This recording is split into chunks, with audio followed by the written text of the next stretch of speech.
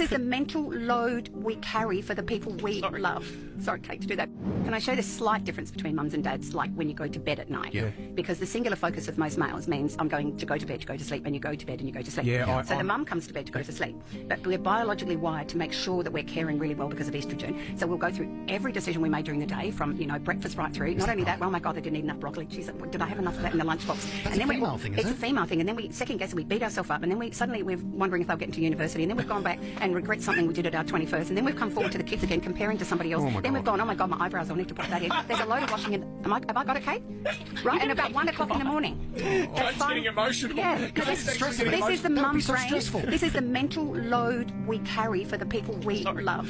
Sorry, Kate, to do that. I absolutely hear that. Yeah. So what I want sometimes is for our dads to recognise that it's just we're wired different. Okay, But we want the dads to be able to jump in sometimes and go, got this, love. In different houses. Let's strike a chord though, Kate. Just the dialogue that doesn't ever stop. That doesn't ever end. Deciding that, you know what, I'm leaving. I have to leave, and you're not leaving for Monate. You're going to work and live your dreams. That day where I had to leave is probably the most heartbreaking thing I've ever experienced in my entire life. I'd been prepping Lily like the week to me leaving, and I told her that, baby, look, you and I are gonna have our own house. Yeah. We're gonna have you're gonna have your own bedroom. Yeah. You're gonna have mom's gonna work so hard. You're gonna have everything that you want, but I have to go in order for that to happen. And then the day came. So on the day that I was gonna drive out to Joburg, I spent we went on our dates, right? We did our thing, and then I had to go drop off at her dad's house and leave. I get there, and so I tell her, I'm like, okay, so mommy's gonna leave you now, and mommy's gonna go work, okay? And then she's like, it's okay, mom.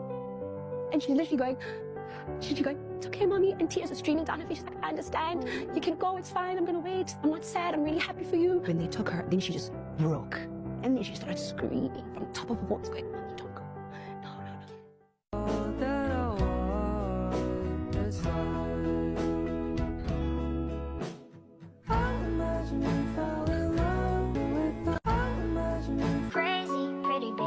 But I promise mama's gonna be alright. I'm okay.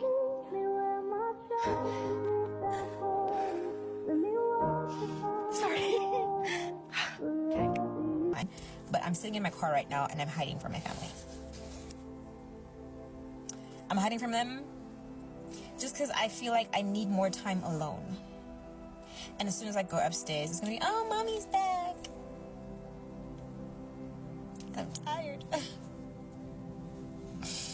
I'm tired. I think I'm just overwhelmed by everything. Not just family life, but everything. And now, obviously, because I am at home, oh, it's just so tiring. But anyways, I go inside.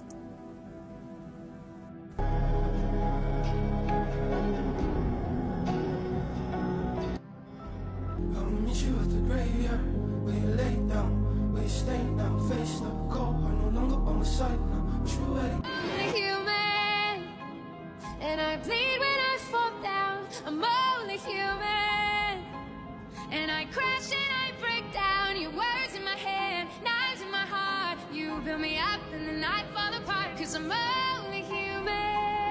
I try to fly, I fall without my wings. I feel so small, I guess I need you, baby. And every time I see you in my dreams, I see your face. I do this time after time after time. I do all this shit for other people, and then I wake up and I'm empty. I have nothing.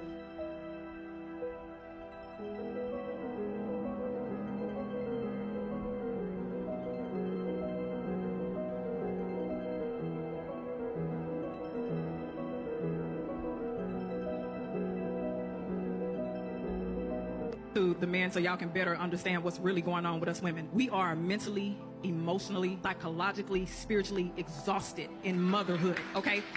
The domestic labor falls on us, and we know that society goes by traditional roles, so a lot of the household deeds fall on the women. But for us we constantly have to be attentive to what our children need when they're sick, when they look like they're about to become sick, their education, their emotional well-being, them learning, their coping skills. This is all of everything that we are paying attention to. On top of loving our children, we're trying to find spaces to be able to love ourselves. On top of trying to create safety for our children, we're looking for safety and security within ourselves. And sometimes because of all of the expectations and obligations and burdens and the load bestowed on us, we can't find that safety. So we turn to our partner, and sometimes in our partner, because they resent us so much for the transitions that we have faced in our motherhood, we can't find safety with them as well.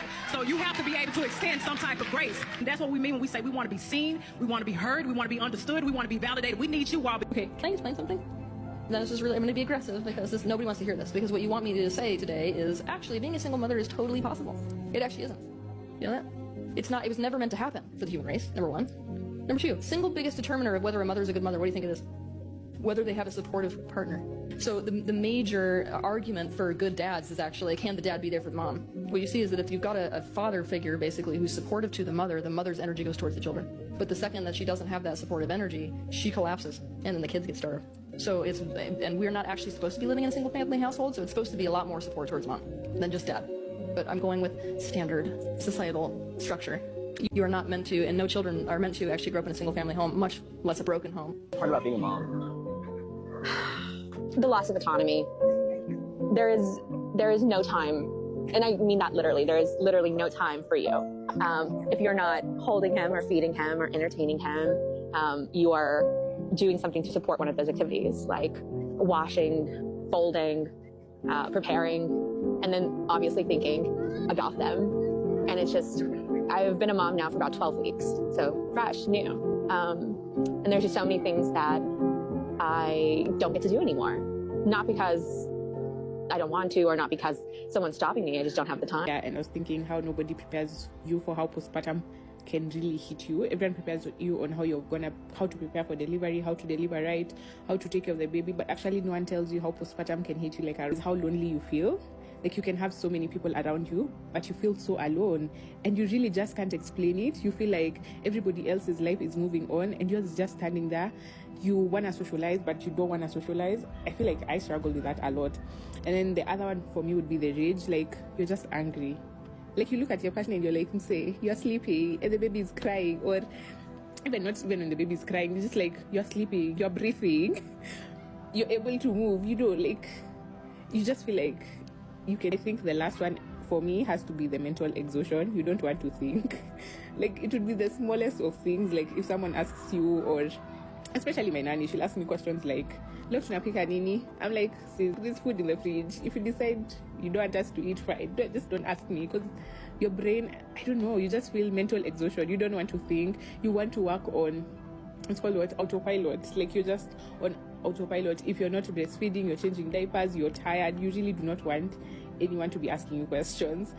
Don't break, but they're broken right now.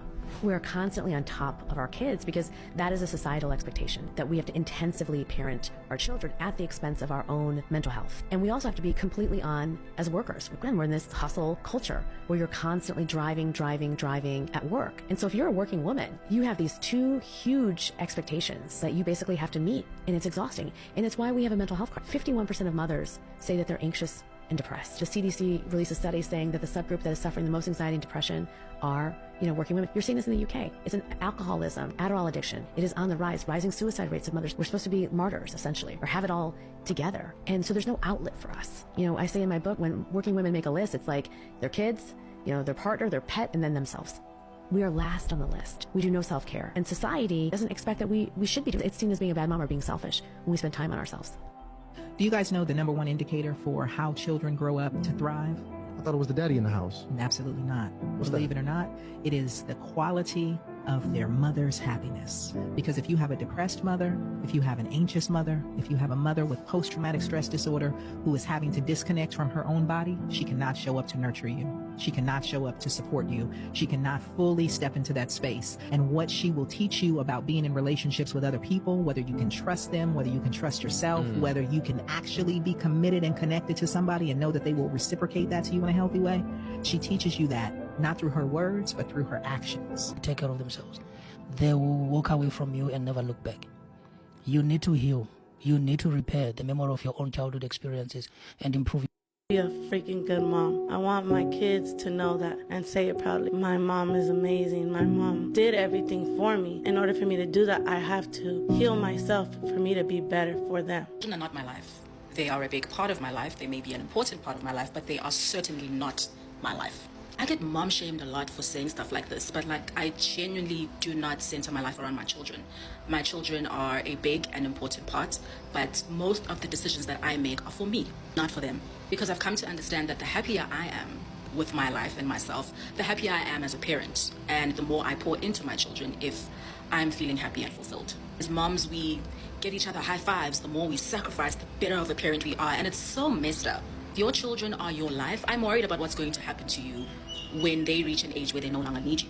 Especially if you have a son. That's how monster in-laws are created. You've built your entire life around this child. Now this child has somebody else who's more interesting and they're in love and they want to spend more time with that person than you. Then you start making messed up excuses to get your son to spend more time with you. You pretend to be sick, you become manipulative. Then you hate the girlfriend or the wife because you made it okay in your youth to be overly obsessed with your child. So here's to being a parent who is living for themselves. We're not just created to be a mother to our children and a wife to our husbands. What about the purpose that we should be walking through? Because we as women are multipliers.